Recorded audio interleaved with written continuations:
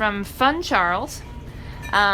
Charles says, any thoughts on PDX spots to hunt for tiki decor or mugs? I've got my oceanic art prints list ready, but need a pufferfish lamp or 3. Oh yeah, pufferfish lamps are hard. Yeah, you're not going to stumble across that at the Goodwill.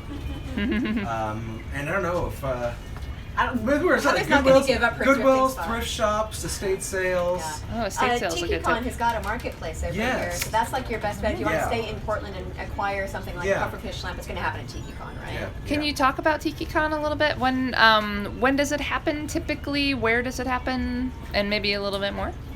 It happens at the Red Lion at the river here, which is just on Jansen Beach, and for a while it was over at the other Red Lion, which was just a really great spot for it.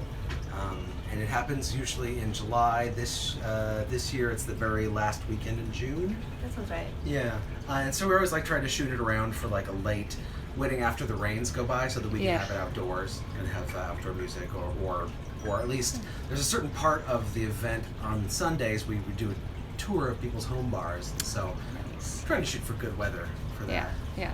Which is what the event sort of started off with, people who had home bars, and we were doing sort of tours of that as part of like a weekender type of event. It started in 2003. Yes. And I actually got to be at the first one, and what it was is there was some kind of polka event happening that night, and there was some bowling involved.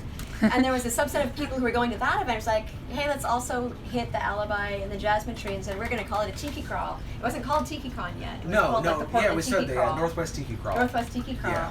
And it was like, I don't know, like maybe 12 people. I happened to be coming through town on my way to California, so I came. I was living in Seattle at the time, so I got to be there. Nice. That's awesome. Yeah.